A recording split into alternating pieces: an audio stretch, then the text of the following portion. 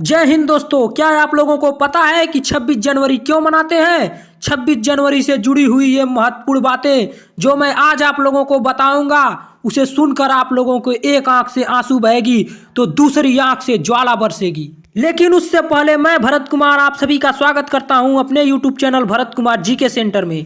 क्या आपको पता है कि 26 जनवरी क्यों मनाते हैं? ये बात है उस समय की जब अंग्रेजों ने हिंदुस्तान को अपना गुलाम बनाया था। जानते हो अंग्रेजों ने हिंदुस्तान को अपना गुलाम कैसे बनाया था? हिंदुस्तान एक बहुत बड़ा देश था जहां बहुत से राजा राज्य करते थे, लेकिन एक राजा दूसरे राजा से नफरत करता था। सोचता था कि कैसे उसका राज्य छीनकर अपने में मिला लिया जाए। तब अंग्रेज यहाँ व्यापार करने आए और उन्होंने देखा कि हिंदुस्तान तो एकदम बिखरा हुआ है। कोई राजा इधर अपना राज्य लेकर है तो कोई राजा उधर अपना राज्य लेकर है। इसी का फायदा उठाकर अंग्रेजों ने एक राजा को दूसरे राजा के खिलाफ भड़का दिया और एक राजा दूसरे राजा से लड़ने लगा, यानी भारत के राजा आपस में लड़ने लगे और अंग्रेजों ने उसका फायदा उठाकर इस पूरे हिंदुस्तान को अपना गुलाम बना लिया।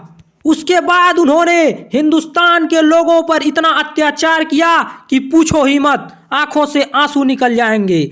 औरतों और बच्चों पर वो अत्याचार की घड़ी मैं ला तो नहीं सकता, लेकिन ये चित्र दिखाकर आपको इसका एहसास जरूर दिला सकता हूं, जिसे देखकर आपकी रूहें भी कांप जाएंगी। लेकिन दोस्तों, कुछ राजाओं ने देखा कि यार हम तो आपस में लड़ रहे हैं और ये अंग्रेज उसका फायदा उठाकर हमारे हिंदुस्तान को अपना गुलाम बना लिया है। लेकिन दोस्तों, तब बहुत देर हो चुकी थी और अंग्रेज पूरी तरह से हिंदुस्तान पर अपना कब्जा कर लिया था। तब हिंदुस्तान के सभी राजा आपस में लड़ना बंद किए और एक होकर अंग्रेजों पर टूटने का प्रयास किया। लेकिन दोस्तों, उनका यह प्रयास विफल रहा, क्योंकि बहुत से राजा आपस में लड़ लड़कर मर चुके थे और बहुत से सैनिक भी मर चुके थे। बहुत कम राजा बचे थे और बहुत ही कम सैनिक भी बचे थे। हिंदुस्तान के राजा बहुत ही ताकतवर थे। हिंदुस्तान का सिर्फ एक ही राजा पूरे अंग्रेजों को खत्म करने की ताकत रखता था। लेकिन दोस्तों, हिंदुस्तान के राजाओं के पास सिर्फ और सिर्फ तलवार थी और भाला था, लेकिन अंग्रेजों के पास गोली और बारूद थे। जब गोली और बारूद चलता है तो तलवार और भाला कहां टिक पाता है दोस्तों। लेकिन फिर भी 1857 का वो विद्रोह जाकर के देखिए, जिसमें मंगल पांडे ने सबसे पहले अपना बलिदान दिया था। महारानी झांसीबाई, तात्या टोपे जैसे महान राजा भी अंग्रेजों के हाथों बलि चढ़ गए और अंग्रेजों ने हिंदुस्तान पर अपना कब्जा बनाकर इस हिंदुस्तान के लोगों को उतना ही सताते रहे। मैं वो दर्द भरी दास्तां आप लोगों को कैसे सुनाऊं, जब बड़े बुजुर्ग अंग्रेज नन्ही मुन्नी बच्चियों के साथ ये कहते हुए भी मुझे लज्जा आती है। लेकिन ये सहना हिंदुस्तानियों की मजबूरी थी, क्योंकि दोस्तों, जो अंग्रेजों के खिलाफ जाता था उसे अंग्रेज मौत के घाट उतार देते थे। उस माँ पर क्या बीतती थी जब उसकी नन्ही मुन्नी बच्चियों को अंग्रेज उठा ले जाते थे। हर माँ भगवान से यही प्रार्थना करती थी कि उसे एक बेटा दे दे।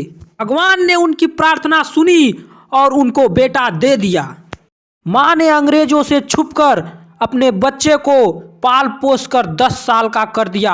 जब बच्चा 10 साल का हो गया तो माँ ने अपनी दर्द भरी कहानी उस बच्चे को सुनाई। बच्चे की भुजाएं भड़क उठी और वो उठकर अंग्रेजों को मारने के लिए जाने लगा। माँ ने उस बच्चे को रोकते हुए कहा कि अंग्रेजों के पास बहुत सारी गोलियां हैं, बारूद हैं, तू अभी बहुत छोटा है, तू उनका मुकाबला कैसे करेगा। माँ अपने बच्चे को रणनीति का पाठ पढ़ाते हुए कहती है कि तेरा लक्ष्य है उस गोली और बारूद को हासिल करना जो अंग्रेजों के पास है। उसी गोली और बारूद से तू अंग्रेजों की मुकाबला कर पाएगा। तुझे उस गोली और बारूद को हासिल करने के लिए अंग्रेजों की इस कदर गुलामी करनी होगी कि तू उसका विश्वास पात्र बन जा और उन खुफिया जगह पर जा जहां पर गोली और बारूद रखा हुआ है। माँ अपने बच्चे से रो रो कहती है कि मेरी उम्र अब ढल चुकी है, कल शायद मैं रहूं ना रहूं, लेकिन तुझे इस हिंदुस्तान से इस अंग्रेजों का नामो निशान मिटा देना है।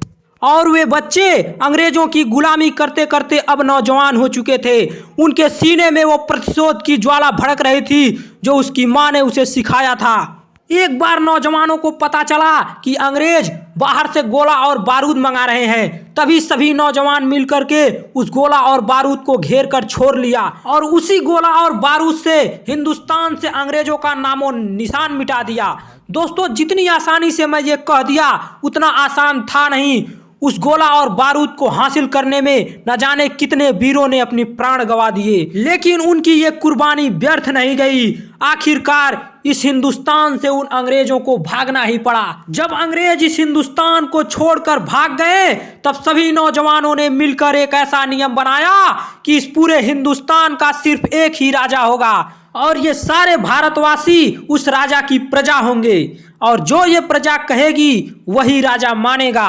दोस्तों, इसी नियम को हम संविधान के नाम से जानते हैं और ये नियम 26 जनवरी 1950 को इस हिंदुस्तान पर लागू हो गया। तो इसीलिए हम इस 26 जनवरी को एक पर्व के रूप में मनाते हैं, ताकि उन शहीदों की कुर्बानी हमें हमेशा याद दिलाती रहे कि किसी दुश्मन से अकेले नहीं, एक होकर लड़ना चाहिए। लेकिन दोस्तों, हमें इस बात का अफसोस है कि अभी भी हिंदुस्तान में दो राजा हैं और ये दोनों राजा आपस में हमेशा लड़ते हैं और हमें इस बात का हमेशा भय रहता है कि ये दोनों राजा आपस में लड़ते रहें और कोई विदेशी फिर न आकर के हमारे इस देश को अपना गुलाम बना ले।